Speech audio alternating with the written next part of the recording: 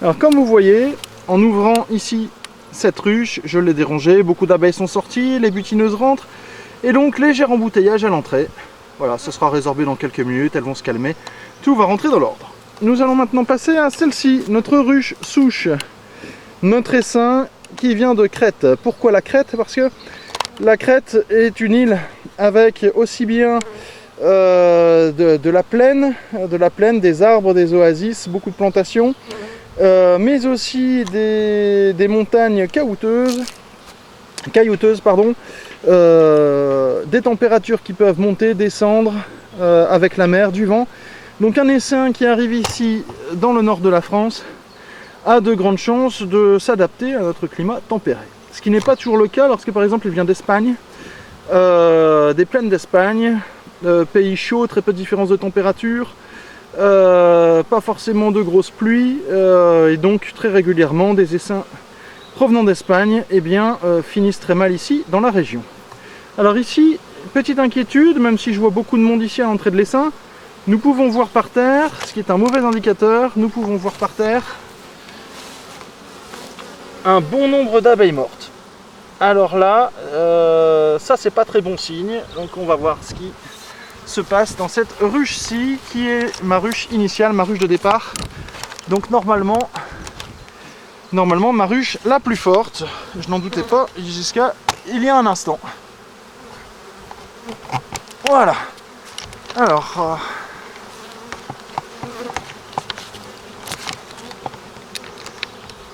Alors, par contre, ici, on va remonter un peu. Voilà, c'est parti. Allez, c'est parti. Voyons voir ce qui se passe. Comme tout à l'heure, nous allons enfumer l'entrée afin de prévenir notre essaim.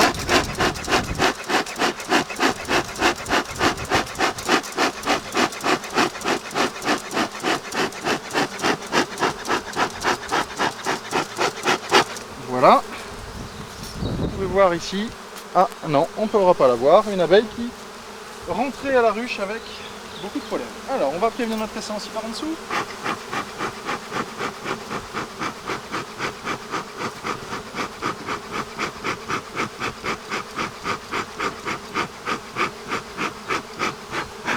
Alors, il est normal qu'il y ait de la mortalité pendant l'hiver. Néanmoins, un gros tas d'abeilles devant l'entrée, c'est pas très bon signe. Allez, c'est parti. Donc toujours la même chose, un toit, un isolant, un couvre-cadre. Alors vous aurez remarqué que ceux-ci sont en plexi. Pourquoi? Parce que durant l'été, je ne vais pas, lorsqu'il y aura de fortes mielées, que les abeilles auront de quoi manger facilement dans la nature, je ne mettrai pas de ce qu'on appelle le nourrisseur. Je mettrai directement ce cadre. Ça me permettra, lorsque j'ouvrirai, d'observer à l'intérieur, directement de ma ruche, sans l'ouvrir. Et donc sans abaisser la température à l'intérieur.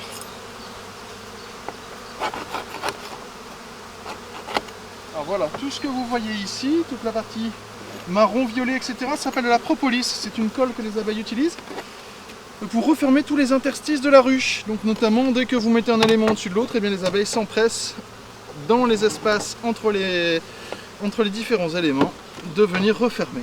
Allez, on va regarder ici ce qu'il se passe. Alors, jusqu'ici, rien d'inquiétant, si ce n'est les abeilles mortes devant la ruche. Ici aussi, elles ont eu à manger, 2,5 kg. Elles l'ont mangé. Ici aussi, beaucoup de petites abeilles, donc de jeunes abeilles, donc ça montre que nous avons une reine qui pond, et qui pond certainement déjà depuis assez longtemps. Normalement, la reine fait ce qu'on appelle un arrêt de ponte, une semaine ou deux, fin décembre, début janvier. Ici, vu les belles températures que nous avons eues, nous pensons certainement qu'il n'y a pas eu d'arrêt de ponte cette année. Voilà, on va les faire rentrer à l'intérieur de la ruche. La fumée va les enjoindre à repartir. Voilà, on va les laisser repartir. Alors je vais mettre mon nourrisseur à côté, qui va me permettre après, hop, voilà. Allez, décidément elles ont faim, elles ne veulent pas rentrer. Voilà, la fumée va les y pousser. Alors vraiment plein de jeunes abeilles ici. Voilà, elles sont en train de manger ce sucre au pollen. Voilà, on va maintenant pouvoir débloquer tout ça. Allez, on rentre. Allez les filles. Alors certaines s'accrochent au sucre. Ok. On va soulever le couvre-cadre qui permet de refermer le toit de notre ruche ici de l'essaim. Alors décidément, voilà, je vais penser. C'est parti. Et une bonne dose de fumée pour prévenir. Allez, c'est parti. Alors, qu'est-ce qu'il y a-t-il là-dedans? C'est pas grave. Voilà. Alors, normalement, je devrais faire attention que ma reine, mais normalement, c'est pas son rôle, que ma reine ne soit pas sur mon couvre-cadre. Ça pourrait arriver, alors si malheureusement je fais tomber ma reine par terre, que je vois même que je la tue, eh bien cela peut être très gênant. Alors ici, vous voyez, je n'ai qu'une partition. Mon essaim était plus fort à l'entrée de l'hiver. Alors j'ai enlevé tout ce qu'on appelle les ponts, c'est-à-dire ces constructions de cire que les abeilles font entre les cadres, qui vont être difficiles à enlever. Celle-ci reste collée avec. Voilà, alors vous voyez, j'ai repris mon pot de Benko, je l'avais oublié dans mon carton. Dans celui-ci, je mets toutes les cires qui m'embêtent.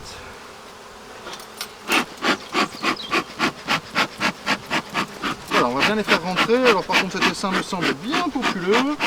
Je vais juste ouvrir un ou deux cadres pour voir. Alors par contre j'ai l'extérieur de ce cadre-ci qui n'est pas occupé. Ici on est occupé jusque ici. Donc j'ai les deux extérieurs qui ne sont pas occupés. Pour l'instant elles ont assez de place, mais ça ne va pas durer. Allez, c'est parti. Allons-y pour la partition. Voilà. Alors comme j'ai quand même beaucoup d'abeilles ici sur le couvre-cadre, voilà, je vais le claquer. On va faire rentrer les abeilles à l'intérieur. Voilà, s'il en reste 3-4, c'est pas grave. Forcément, ce genre d'opération les énerve un peu. Un peu de fumée pour arrêter tout ça, pour arrêter l'énervement. Réenlever les ponts. Voilà, encore une fois, aujourd'hui, la température est idéale pour commencer comme ça un premier jour, mais il n'est pas encore suffisamment élevé longtemps et surtout sans vent pour me permettre d'y passer 2 heures. Donc on va tout de suite aller voir. Alors ici pas grand chose, juste un peu de miel en haut, miel operculé, c'est-à-dire du miel enfermé dans les alvéoles. Et puis bien sûr quelques abeilles au passage. Ok. Voilà, ce qui est normal, toujours les abeilles mettent les réserves sur le côté. Ce qui m'intéresse toujours plus, c'est d'arriver vers le milieu. Ce qui intéresse tout apiculteur d'ailleurs. Voilà, ici tout de suite beaucoup plus d'abeilles, beaucoup de miel en réserve. Je ne sais pas si vous voyez bien, voilà. Ici c'est du miel qui est enfermé à l'intérieur. De même de ce côté-ci. On va remettre le cadre. Alors du côté des réserves, déjà c'est très bien. Ça veut dire que je vais juste leur remettre le petit bout de sucre qui traînait. Je n'en mettrai pas plus en ce démarrage de saison. Elles ont su se débrouiller par elles-mêmes. Alors ici pareil, du miel, beaucoup de pollen. Il y en a tellement d'ailleurs que je vais venir vous le montrer. Et ici aussi en haut, du miel. Alors le pollen, je ne sais pas si vous allez le voir. Peut-être avec le soleil. Voilà, ici il est tout jaune. Je ne sais pas si vous voyez bien. On voit aussi des abeilles qui en ont un petit peu sur les pattes. Et ici du miel operculé. Donc de belles réserves. Voilà, on va arriver. Alors là maintenant j'aimerais bien, c'est bien les réserves. J'aimerais bien voir du couvain, c'est-à-dire les cellules dans lesquelles la reine pond ses futures abeilles, pond ses œufs, et donc le futur de la ruche. Ici, toujours pas de couvain, beaucoup de pollen, du nectar. Ah, ça y est, j'ai ma reine. Alors ici, puisque je l'ai, je vais vous la montrer, ou je vais essayer de vous la montrer. Elle a une petite pastille, rose. Je ne sais pas si vous l'avez vue, si vous la voyez bien. Elle se trouve en haut du cadre. Voilà, j'essaie de vous la montrer une dernière fois. Et puis je vais aller la remettre tout de suite. Elle est là. Une belle reine. J'ai beaucoup d'abeilles mortes aussi dans le fond de ma ruche. Donc là, il va falloir que je pense...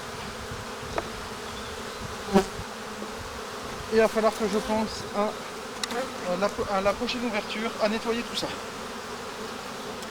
Alors je vais remettre mon cadre tel qu'il était, dans la même position. Par contre j'ai ma reine, mais j'ai pas de couvain. Alors j'ai pas de couvain, mais bon, ma reine est là, j'ai beaucoup d'abeilles. Donc je pense que tout va bien, beaucoup de pollen. Il doit y avoir du couvain sur les autres cadres. Je vais laisser tranquille. C'était sain. On va le refermer immédiatement. Voilà, j'espère que, puisque je ne pilote pas le film, j'espère que vous verrez bien la reine. J'essaierai de faire un arrêt sur image au montage. Voilà, alors ici l'essaim n'a plus tant de place que ça, il en a, mais bon, je vais anticiper un peu en lui mettant là aussi un cadre avec déjà des alvéoles. Ça lui évitera d'avoir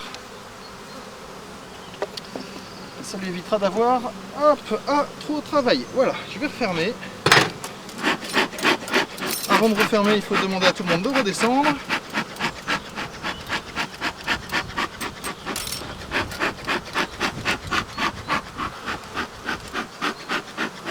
Et bien voilà, nous aurons vu une reine. Alors, beaucoup de jeunes abeilles. Donc la mortalité que nous avons vue n'était pas inquiétante. L'essaim était décidément très très fort avant de rentrer en hivernage. Donc il a normalement perdu beaucoup d'abeilles puisqu'il en avait beaucoup. Voilà. Alors c'est parti, on va refermer. Hop, voilà. On va mettre la fin du candy au-dessus. Voilà, alors ici c'est du candy pollen, du candy avec du pollen. Alors il me faut, hop, mon nourrisseur. Voilà, c'est fait, hop. Et voilà. On va maintenant pouvoir refermer tranquillement. Et passer à la ruche suivante. Alors j'ai oublié, voilà, de mettre mon couvre-cadre en plexiglas qui me permettra plus tard en saison de regarder ma ruche tranquillement. Et je reprends ma partition. Donc la partition, rappelez-vous, une planche en bois qui a la place d'un cadre de ruche, d'un cadre de cire, d'un cadre d'alvéole, vient refermer 1/10 de la ruche et donc vient pour l'hiver rendre plus petit l'espace à chauffer pour les abeilles.